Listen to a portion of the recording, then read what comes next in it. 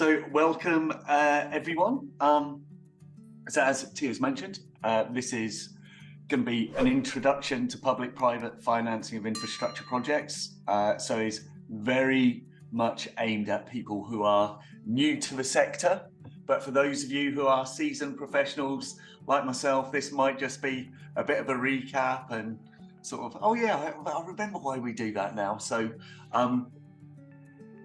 given that we've just got an hour, we will not be going into masses of detail. I just want to give an overview of what we're going to be covering in a moment. I'll probably just talk and probably leave sort of 10 minutes at the end for questions, but feel free to either raise your hand or put a question in the chat box, and then Tia can pick that up and jump in. Yeah, we like these sessions to be interactive. As members of the Institute, we just want you to get as much out of this as possible. Now, as is way technology.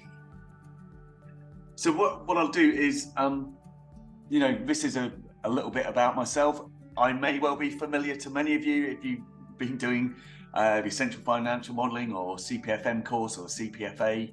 I'm one of the lead trainers as part of the Project Finance Institute, and really, the Project Finance Institute was formed by a group of active project finance infrastructure professionals. And really our mission is to enable transformation of the project finance landscape by giving professionals sort of analytical and commercial skills they need to do their day-to-day jobs. And part of that, a lot, is through the online training courses, but as well as actually the platform and all of the resources available to you. So you see there, that's a bit of my background. You can see from my lack of hair and the fact what's left is grey. I've been around project finance for quite a while, and there isn't much I haven't seen, but the landscape is always changing. There's always new asset classes evolving and developing, so keeps us all interested in the topic. So this is a very brief overview of the agenda, what I'd like to cover. First of all, stakeholder roles and timeline. A key thing is actually the risks in project finance, where they are, what they are, how they occur. And from that leads to us actually developing commercial and contractual structures which can manage those risks. And so I'll go over some of the key sort of components of contracts. We're going to look at some of the overall structure or legal structures. And then that flows on to sort of like the quantitative analysis. What are the key things we look for as part of a public-private finance deal? And then I'll round off the session by having an overview of project planning. So hopefully that makes sense for everyone. And again, please, as we go through, raise your hand or put a question in the chat, and we can open the discussion. Just to give you an idea, I think I've got about 35 slides to go through.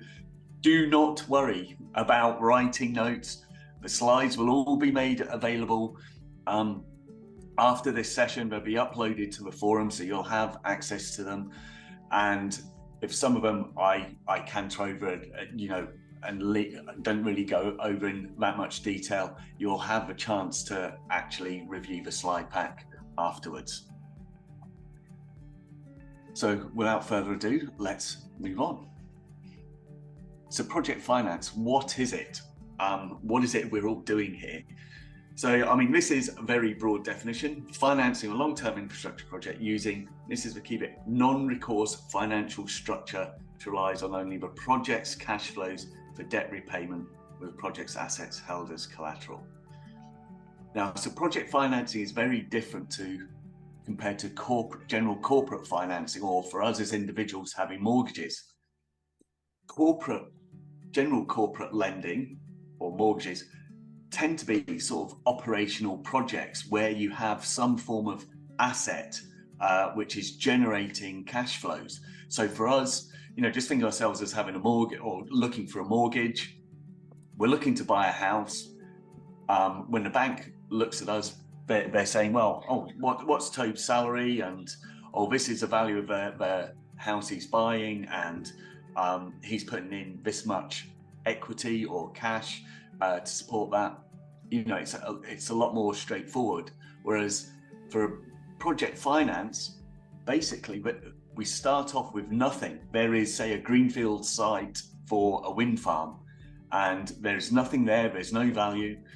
We end up getting equity and debt, supporting, the financing of a project, and we build that up, get the wind farm running, generates lots of cash, and it's really that cash which the lenders are using to support repayment of their debt. So in that regard, there's a lot of risk associated for the lenders, and that's why when we come on to looking at the risks and the contracts, there's lots of detail in there to protect the lenders in particular on ensuring they've got the best chance possible of having their debt repaid. So what are the key characteristics around project finance? Some important things, again, particularly compared to general corporate lending, is these relate to particularly capital intensive. They're large scale projects require a significant amount of equity and debt. So we're not talking about, a million, couple of million lending. This can be hundreds, if not billions of pounds getting invested in projects. So that's a key thing. It's generally very large scale projects. One of the benefits of these project finance deals is they're highly leveraged. So there's a lot of senior debt going into these, and that makes the economics of the project very attractive. They tend to be over a far longer time frame than corporate lending, which might be 4 or 5 years. These can be 15 to 25 years or longer. The lending, interestingly, is actually provided to a distinct legal entity called a special purpose vehicle. Starts off as just a shell with nothing in it. The cash and sources of funds go in, that's used to build the asset, and then we trade it. There is a lot of participants involved in the transactions. We'll look at those in a moment, so I won't go into too much detail there. And all these different participants have different interests in the project and different risks associated with their participation. And so one of the key things about the contract structure and the documents is allocating different risks to the various project partners. And a good adage is risks are best allocated to where they can best be managed. The aim of a special purpose vehicle means actually, hopefully we generate lots of cash, but it allows a controlled approach to making distributions to the equity investors who are normally fronting the project. And as many of you may or may not be aware, these deals tend to have a complex amount of documents and agreements. There's a lot of work goes into getting a project to financial close. So that they are very, very complex. And I've been in deals where you get to the financial close and where everything's signed, and you can be in a massive room and you've got, piles of documents like 3 foot high, all needing to get signed. So they're big, clunky deals. So this is an overview of the general structure of a typical project finance deal and all of the different general participants. So, this is probably fairly straightforward for lots of you. You've got the project sponsors. tend to be the equity investors, and also they're the drivers of the transaction. They'll be putting equity into this central project company, SPV. And that you can see that project company, the SPV, is the glue. That is the main entity with whom all of these other relationships are tied up with. So we've got the lenders who will be providing debt. We've got could be a government, a municipality, local authority. They're the ones who the SPV will be undertaking contract with. There could be a concession contract, off-take agreements. So they will be purchasing, could be electricity, it could be provision of services. And generally, when we're building these projects, we want to try and get the price we're offering to the government as low as possible, because we're normally in a competition with others and we want to try and win that bid, and generally it's the lowest price tends to win. But in relation to creating the assets, we've got the contractor, EPC contract, to help build the asset. Once that's built, we may have a separate operation and maintenance contract agreement who will provide O&M services. We could have a supply agreement.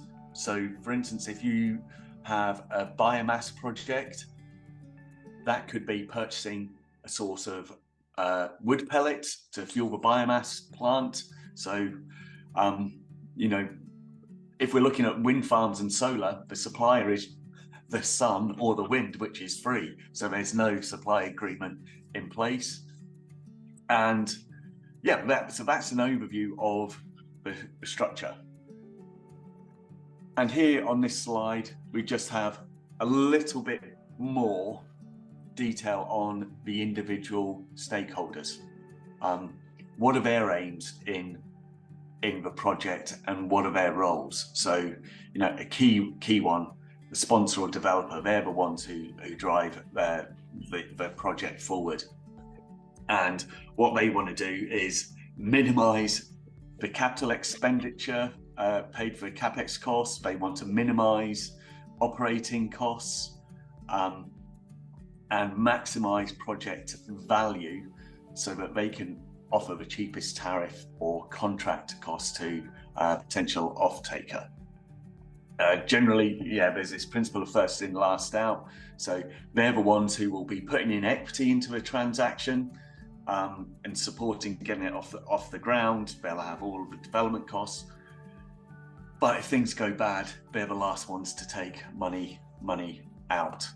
The other key ones I'll just mention here, obviously the lender provide a significant amount of debt to the deal. And what are their interests? Well, really, they aren't taking that much of return. They're getting a margin on the debt being offered on their loan to the project. So it's relatively small. So what they want to do is ensure they've got maximum security of a loan being repaid. So they want to try offer a high interest rate, but they just want to minimize any risk of a project going bad. So, and if it does go bad, they want to have access to all of the contracts so that they can step in and potentially get another sponsor or contractor to take on that project and ensure they can keep it working and make sure that their debt is repaid. The other one who is key is obviously the off-taker.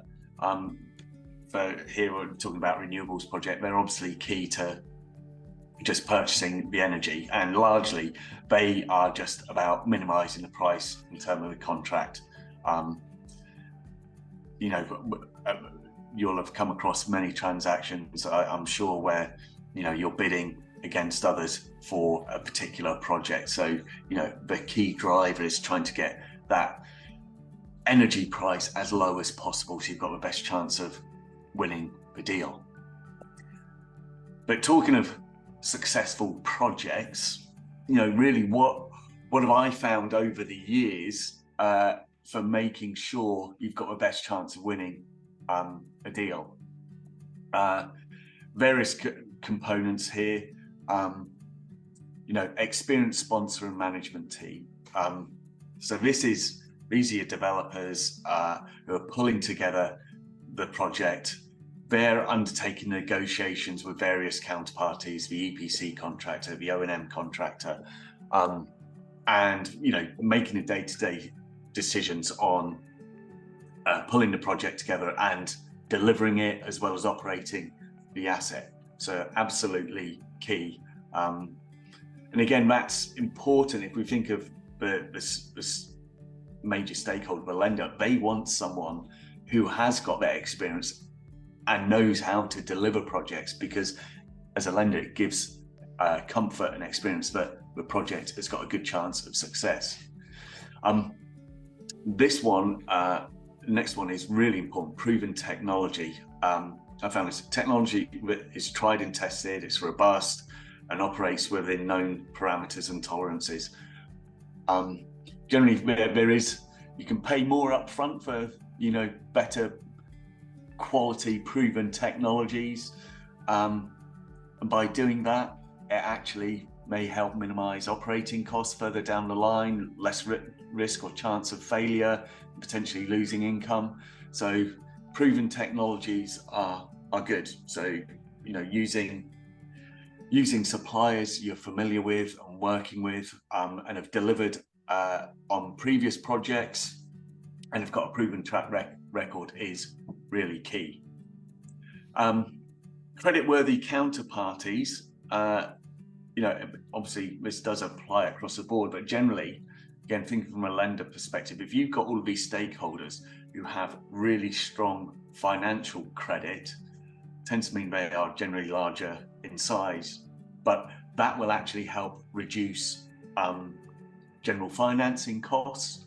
Again, it also gives people with stronger credit, generally larger, stronger reputations within the market. So they're incentivized to make sure deals are fulfilled and that their obligations are met under any particular deal they're pursuing.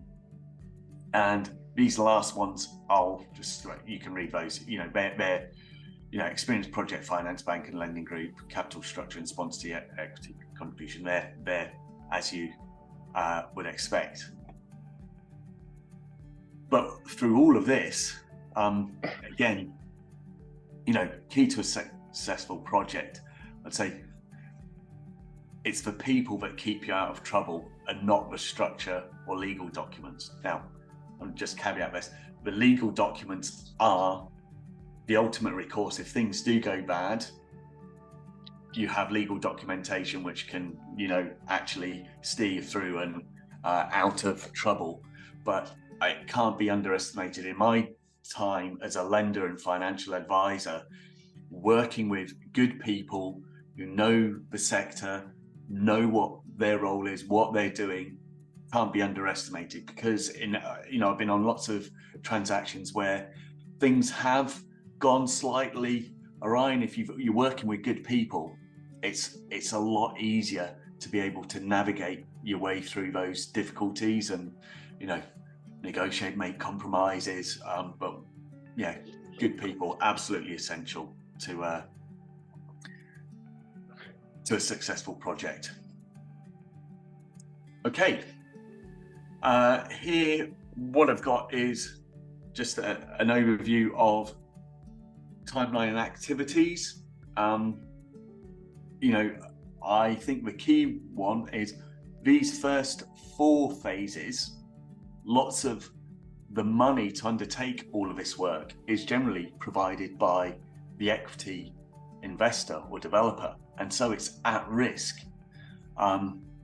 So things like working up a bid and submitting it, look at all of these elements or components of work which need to be undertaken. You might then get to preferred bidder, so you submit a bid, a public body puts out requests for proposals, you bid with others, you win the bid, you undertake all of this work. You then have all of this period through contract negotiation, We've got all the agreements to negotiate. Again, it's all costs being incurred by the developer. You've got permitting process, so getting all the licenses, planning consents, local approvals, really key. And again, you might be looking at other fundraising, securing your terms with senior debt lender. And then it's only at financial close where you'll have, we all see in a big line in our financial models for development fees is where you're actually recouping all of those costs you've incurred up to the project closing and it becoming live. The legal documents are signed, senior debt is secured and committed, equity investment goes in, and we enter and this bit here, the construction phase and operations, are more of what we see in terms of our financial modeling. We model the construction period, we've got all of the various costs incurred, get to the end of construction, and then enter operations. The asset is built, it starts generating cash, and then that is being used to not only repay the senior lenders, but also make distributions to our equity investors. This slide is just a little bit of a segue into looking at risk, and you see that wobble there. What you see here is as we go looking at the various stages, the risk or danger of not being successful is quite high in the early stages. And as we move through the various stages, that level of risk minimizes.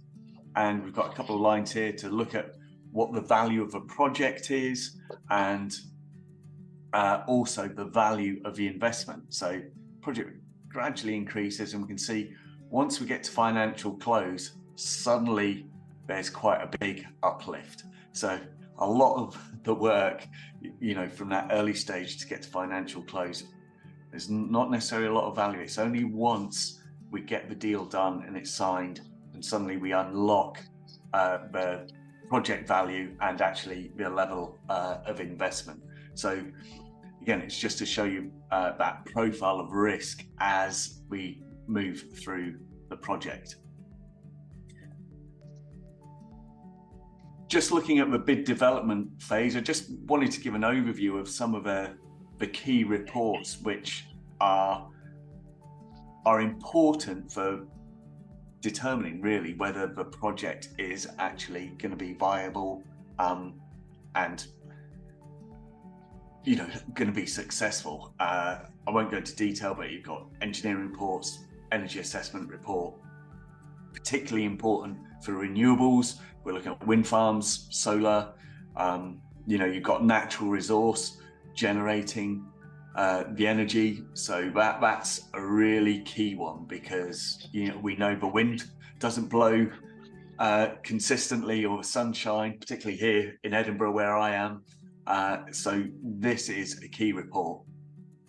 Market studies, maybe less important, because you've got a potential off-taker, government, but sometimes it's quite useful is thinking, well, maybe if a project goes wrong, are there other nearby industrial plants which could purchase our energy? What's the technology we're looking at? Potentially could it be redundant? Think of our world at the moment. We've got renewables of wind and solar. That's good. I think they're there to stay, but there are new nascent technologies coming on board, like hydrogen. What may happen? How could that impact the project we're working on? And then, obviously, more traditional ones, legal due diligence and environmental site assessment. Fairly straightforward. So, just to give an overview of some of the reports and studies which are undertaken in determining whether a project is going to be a goer. So next, we're just going to have a look at an overview of project finance risk. Basically, you've got three components. You've got commercial, as I said, risk inherent to the project and its development. So these are, I think, internal to the project itself. You then got economic risks, which are external to a project. So you may have CPI, look at where we are at the moment, lots of inflation risk across the globe, interest rates here in the UK going up through the roof. So those are economic external risks. And then more broadly, you've also got country or political risks, so relate to the country itself. That can have an impact. Let's think of the States, where obviously Trump was president, and the renewables agenda, it's like, oh, we're not worrying about that, we're just going to promote oil and gas. And then Biden administration comes in, and yes, there's a huge multi-billion investment into net zero technology. What might happen if Trump was to get back in and become president again? Could that all be reversed? So political risk can have an influence. So in looking at those risks, what we tend to do is, one, identify them, and really which party is best able to foresee the risk, then which party is best able to bear that risk, and also who is able to control it. And finally, in looking at risk, is which party most benefits or suffers from the risk. And really, again, I mentioned the phrase earlier, is you want to allocate risks to those who are best able to manage them, control them, and actually gets either the benefit and reward or the cost of managing those risks, because then your interests are aligned. So that's an overview. Here is just a little bit more detail on typical areas of risk during construction operation. You've talked about equipment supplies, that's the EPC, contract in the construction phase, market, financial. What are the typical risks we might see? Where are they captured, or where do we see them in type of contract? And then actually, in general, what are typical mitigation measures? So I think this is a really helpful slide, because a lot of it is common sense. Construction, well, what are the risks? Well, cost overruns. How are we going to overcome that? Well, let's try and go for a fixed turnkey contract. Brilliant, that's solved. What about delays? Oh, I've never had a deal where construction phase has finished exactly on the date specified in the financial model. There's always a bit of delay. Well, how are we going to manage that? Well, actually, we're going to use things like liquidation damages. We may have retention payments for the contractor, and also, like, what if there's failures, equipment failures? Well, you'll have warranties on the equipment. So it's key just identifying the risks, and then really, how can we sensibly manage them? Another one, let's see if we've got it here. No, we may come on to it. But actually, I was going to say, I think there's a little bit of background noise. Could everyone ensure they've got their mics? I'll go ahead and mute everybody, Toby, just in case. Brilliant. Thank you. Feel free to just unmute yourself.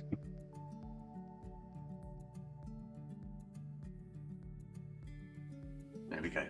Perfect.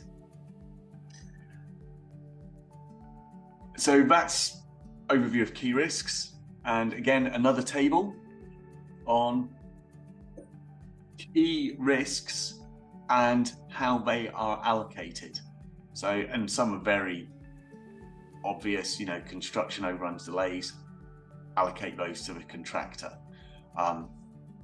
Some, if we think of, let's have a look at operations, I mean, that's sensible. They've got the operating cost risk, maintenance, defects in the equipment, what happens if there's industrial action, strikes, how is that managed?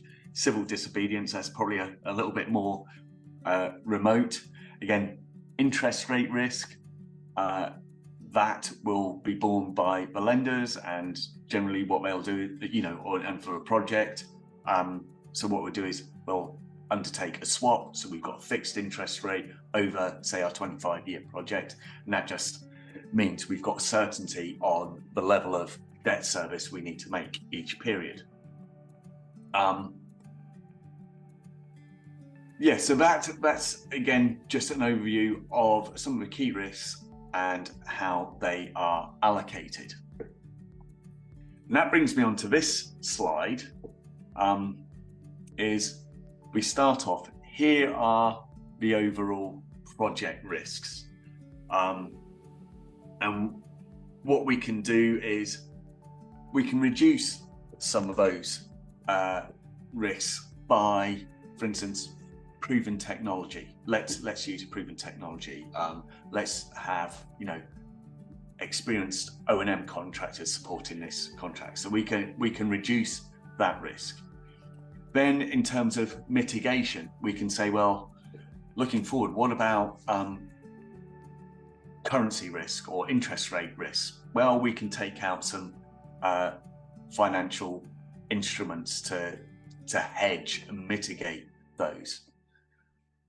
What about some risks like cost overruns and delays? Well, actually, those could be allocated and transferred to one of the subcontractors. So, the EPC contract being an obvious one. Then there may be other risks we can actually insure against. So let's say, I don't know, I do. Insure risk, what would be a good one? I don't know.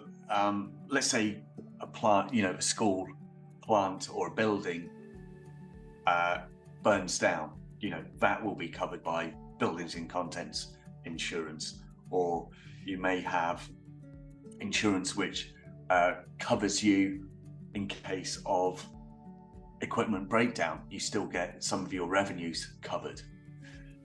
The point of this slide is that you will have risks and you'll do all sorts of things to mitigate them, but you'll always end up with a little bit of residual risk, which is at the bottom here, not yet identified, or residual. So what do we do from an equity perspective, as well as for the lenders, in particularly those risks? What do we do in assessing them is run sensitivity analyses within our models. So you see here are typical sensitivities we might run in the model just to see what the impact is. So these what if scenarios. So for those of you who've been going through the courses, you'll see, CPFM, you have an input sheet and we have the ability to run lots of different scenarios. So these are all what ifs, because what we can do is say, in a downside scenario, what is the implication of that adverse event occurring? And from senior lender and equity perspective, investors with cash invested in the project, we can see what the impact might be to the likelihood of us either receiving returns or the debt getting repaid. So that's the whole rationale of undertaking our sensitivity analyses. And now we've talked about all of those risks. Lots of those are captured within the contracts. So think back to the slide with the various contracting parties. This is just an overview, and it's very generic of the typical components of a contract, be that with an EPC contractor, O&M contractor. You will have various sections of the document, and they're just captured here. So this is very broad and generic, but you'll always find at the front end lots of definitions, and they can go on for pages and pages, trust me. You have rights and obligations under the contract and the contract term, any associated securities, key ones which you hope don't get triggered, but force majeure and change in law. So force majeure, what happens with unknown events. So a storm destroys your wind farm, or actually legislation means, or a change in law means you need to do something to the project. So for instance, back in the early noughties and late 90s, early noughties, there was lots of PFI transactions where change in law was to ensure you could enable disabled access to buildings. And so there was a change in law clause, which meant actually got to meet the change in law, but for the contractors, how can we ensure that can be paid for and we can recover the costs via an enhanced tariff to the off-taker. Default and termination, what happens on termination, either by the SPV, other contractors, the person you're contracting with or organization you're contracting with. That's really important. And also applicable law dispute resolution mechanism. So what happens if you end up in disagreements? But typical sections of a legal contract you may see. What I'm now going to do is, let me just go over these quite lightly, but it's just to show each of the individual contracts and just what are the key components or clauses you would expect to see. So within an energy services agreement or power purchase agreement, what are the key things you should be looking at and thinking about? And as you'd expect, one of the major things on the PPA is what's the actual price. So here, this is really important, is under a PPA, you will have a split tariff, a component which is fixed, and that will be useful for covering all of the fixed costs of the project, which are largely the financing costs from equity distributions and senior debt servicing. And then you'll have a component which is in line with CPI, and that is really covering all of your variable costs, which will also inflate with CPI. So thinking of labour costs and general O&M costs. So that's actually quite important. And also, how is that tariff going to increase year on year? And I can't tell you the number of times I've seen deals where actually what is recorded in the legal documents hasn't necessarily been exactly followed in the model, and miscommunication between lawyers and the financial modelers. So it's a really key and critical component to get right. Yes. So, and liquidated damages. So what happens, if there are delays, performance, is not met. So that's a very brief overview of Eastern PPA. This slide I just wanted to introduce because the one component we chatted about on the previous slide is the actual price. Now, for lots of our renewables projects, total income is comprised of price times the volume, and we are exposed in our renewables projects, particularly with wind farms and solar, to variation in the wind and sun. And so there is lots of sensitivity work undertaken to look at what are these exceedance probabilities. So from a lender's perspective, I want to see a model which tells me what the output and what the impact on the model is of under a P90 basis. So I want 90% certainty that I'm going to have at least this minimum net energy production. Whereas from an equity perspective, I'm far more happy with risk. So I'll look at P50 basis. So as the project runs, there's a 50% chance that the output will be higher and 50% chance that the annual output will be lower. But these are really key. P50 and P90 exceedance probabilities and looking at the production. And this actually goes back to the energy assessment report. So this bell curve, you see that's quite broad. If you've got a lot more certainty and a lot more data about a particular site, this curve can narrow. And that's really helpful because then the difference between having 90% certainty of reaching a particular energy output and your P50 are a lot closer. So, that energy assessment report is really key.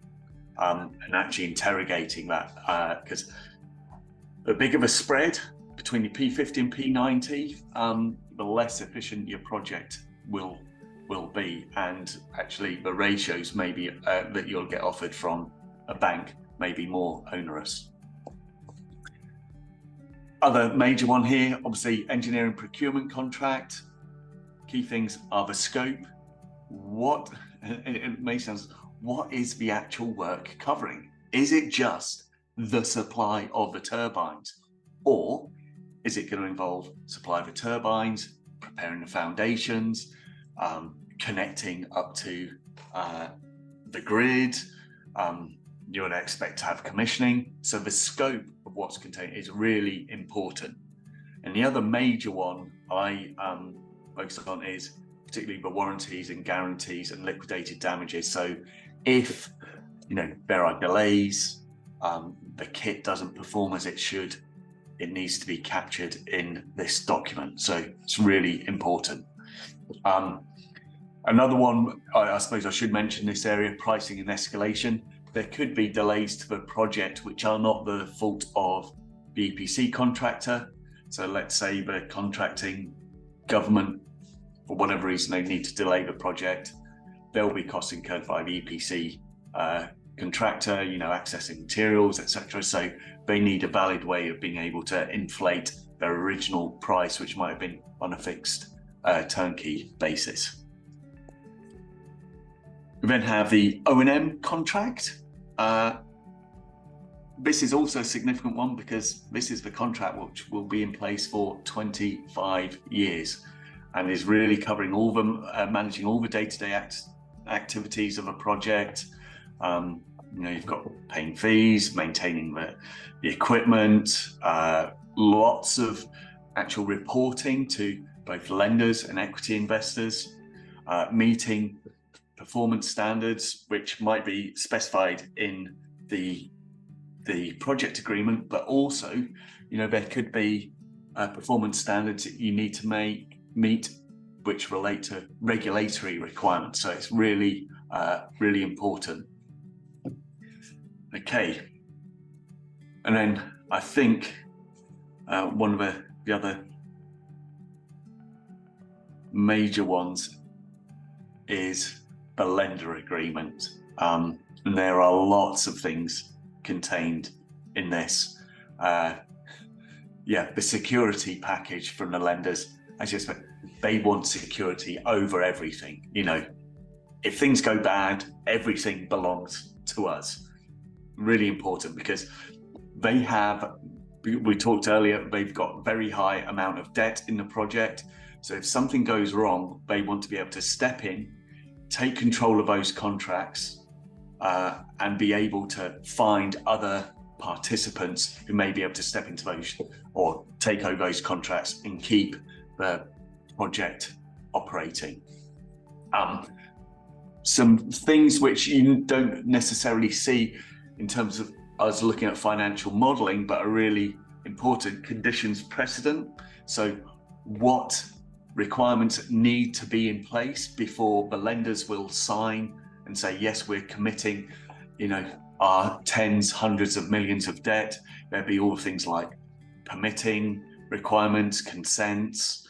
But there's a whole raft of conditions precedent, i.e. things which need to be in place before they'll consider signing the document. And there tends to be other things called conditions subsequent, things which need to be provided once a deal's signed, but they need to be provided to the lenders. Obvious things you'd expect in the agreement. They're covering the available facilities, the amount and what the purpose of them are, how the debt will get repaid and the length of the loan, very important. In our modelling, we also cover reserve accounts.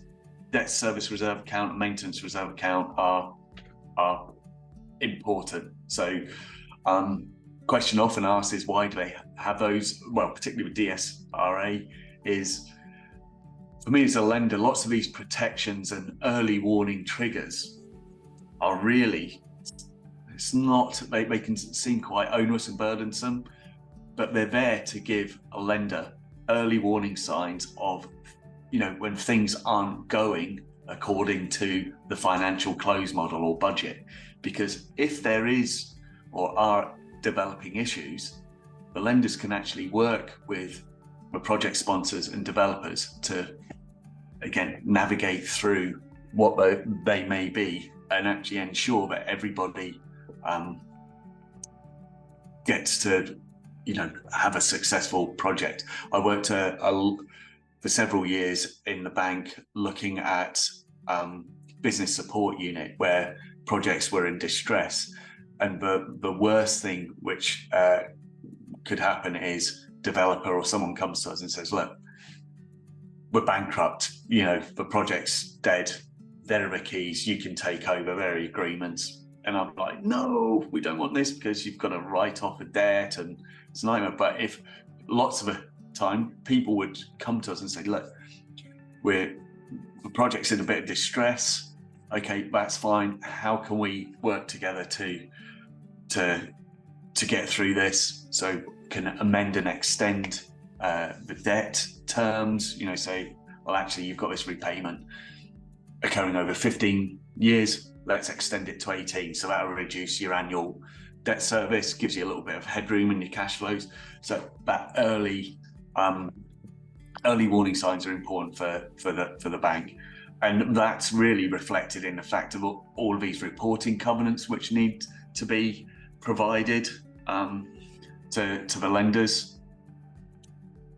And that's it really. So and then got these direct agreements which is tied closely to the security. So it means that, if things go wrong, the bank has access and can step in as though it is that contractor and do its best to reshape the deal. So then we go to operations. And this is just an overview of some of the operational considerations you will experience on projects. This top one at the moment is very real for me in particular. Termination of projects. How can the projects end? Who is and how are compensations calculated? Well, for us, luckily, I was saying I'm an old guy, so I did lots of deals in PFI deals in the 90s. Lots of those are coming to an end of their 25-year contract, and actually everything's rosy, it's all good, but there are now handback clauses. So the private sector contractor, the developer, we have no ownership now over this project. It's going to be handed back to public sector.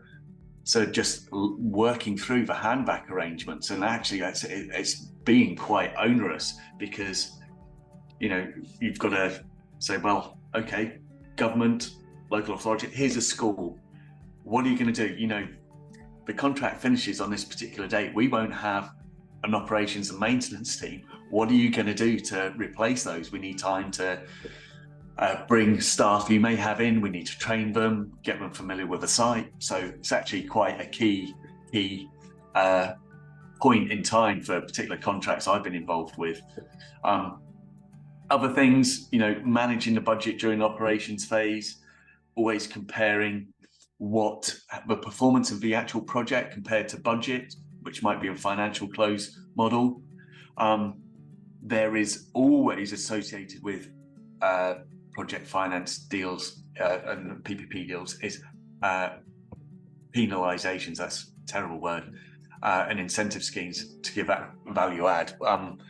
But it's payment mechanisms. So if you don't meet required specifications under a project agreement, you will lose some of your income. So that has been a very key thing under lots of contracts, making sure everything's done in accordance with the payment mechanisms. So a typical thing might be for a school or a hospital, let's say some of the classrooms aren't available for whatever reason, there'll be a corresponding deduction in terms of the payment made by the local authority to the project. Here are just some various operational considerations you need to be aware of as you go through the operational phase of a project. We've got 5 more minutes. I'm just going to wrap up on this one, really, just to summarize, because we're now sort of doing an overview of the actual project finance modeling itself. But this is just to show, when we're building our financial models, in very simplistic terms, what do we have? So we have construction phase, where we've got capital expenditure and development expenses, and these are exactly matched by corresponding equity investments and debt investments. We have exactly the same thing once we go through to operations. In terms of cash inflows, we have revenues. We like those, they're good.